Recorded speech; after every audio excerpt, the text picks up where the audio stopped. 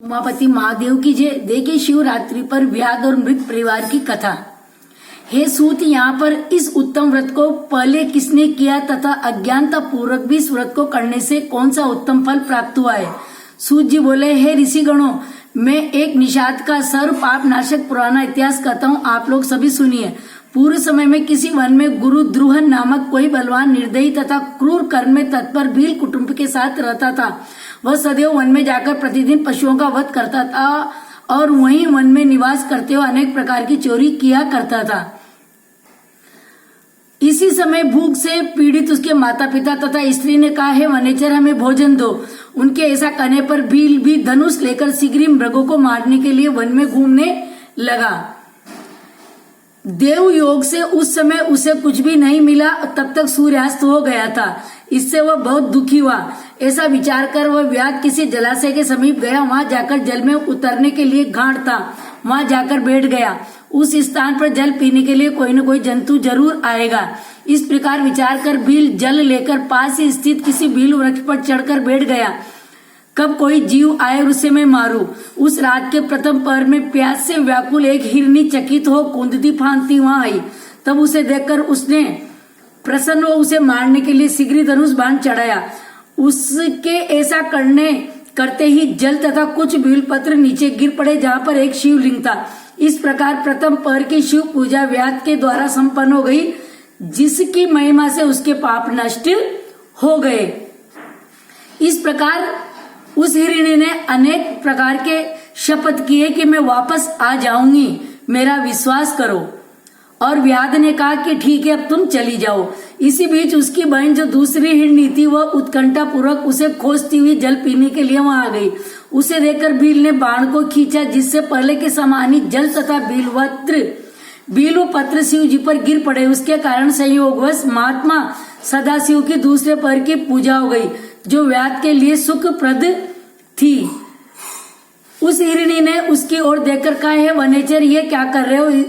उसने पहले की भांति अपना प्रयोजन कहा। यह सुनकर उस मृगी ने कहा कि मेरे बच्चे घर पर है, मैं उन्हें अपने स्वामी को सौंपकर पुनः आ जाऊंगी।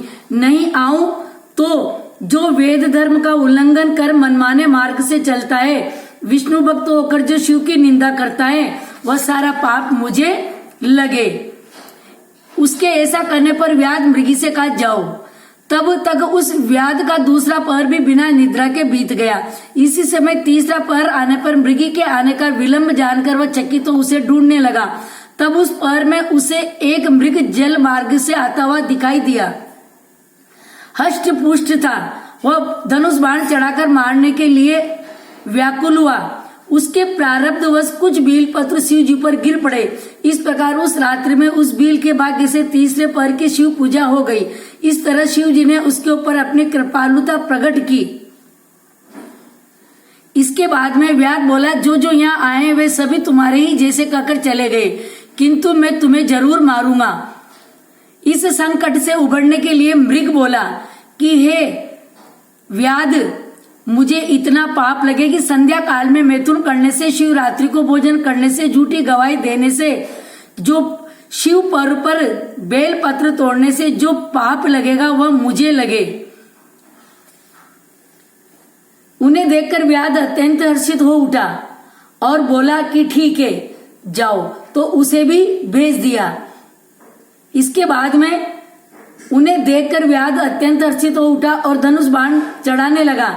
इतने में शिव जी के ऊपर वह सभी परिवार सहित अपने बच्चों को समीपी, अपने बालकों को पड़ोसियों को सौंपकर वहां पर आ गए और व्याध से बोले कि अब आओ और हमें अपना भोजन बना लो। इतने में शिव जी के ऊपर पुनः जल और बील पत्र गिर पड़े उसके बाण चढ़ाने पर। इससे चतुर्थ पहर की भी उत्तम पूजा संपन्न हो गई। फिर तो क्षण भर में उसका सारा पाप नष्ट हो गया। उस समय दोनों मृगियों एवं मृग ने शीघ्रता पूर्वक कहा, हे व्याध श्रेष्ठ, अब तुम हम लोगों पर कृपा करो और हमारे शरीर को सार्थक करो। ज्ञान रहित ये मृगधन ने ये परम सम्मानीय है, जो अपने शरीर से परोपकार करने में तत्पर है। मैंने इस समय मनुष्य जन्म पाकर भी क्या फल प्राप्त किया है। मैंने क्या किया? हाय, मैंने नित्य अनेक पाप करके अपने कुटुंब का पालन पोषण किया। इस प्रकार पाप करने के कारण मेरी क्या गति होगी। हाय, मैंने तो जन्म से ही पाप किया है। मैं इस समय ऐसा सोच रहा हूँ, मेरे जीवन को धिक्कार है। इस प्रकार से ज्ञान को प्राप्त हुआ वह व्याध अपने बाण को उतारते हुए कहने लगा, हे श्रेष्ठ मृगो, तुम लोग धन्य हो, अब जाओ।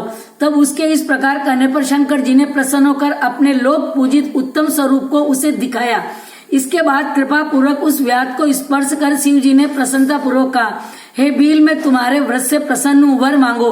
व्याध भी शिव जी के स्वरूप को देखकर क्षण मात्र में मुक्त हो गया और मैंने आज सब कुछ पा लिया, ऐसा कहता हुआ शिव के चरणों में आगे गिर पड़ा। शिव जी ने प्रसन्न चित्त होकर उसे गुह ऐसा नाम देकर उसकी ओर कृपा दृष्टि से देखकर उसे दिव्य वर दिए। हे व्यास, सुनो, इस समय तुम श्रृंगवेरपुर में श्रेष्ठ राजधानी बनाकर यथेष्ट दिव्य सुखों का उपभोग करोगे। वहां अक्षय रूप से तुम्हारी वंश की वृद्धि होगी। हे व्यास, तुम देवताओं के लिए भी प्रशंसनीय रहोगे।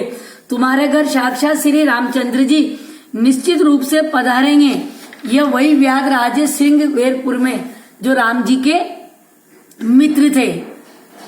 और तभी से शिव जी अर्बुदाचल पर्वत पर व्याधेश्वर नाम से प्रसिद्ध हुए, जो दर्शन तथा पूजन से शीघ्र मोक्ष एवं प्रदान करने वाले हैं।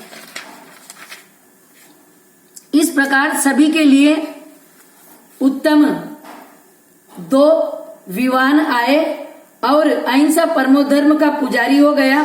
उसके आंखों में आंसू झलक गए तथा पूर्व कृत कर्मों का पश्चाताप करने लगा। इस पर स्वर्ग लोक से देवताओं ने व्याध की सराहना की तथा भगवान शंकर ने 2 पुष्पक विमान भेजकर बलिया तथा मृग परिवार को शिवलोक का अधिकारी बना दिया। बोलो उमापति महादेव की जय।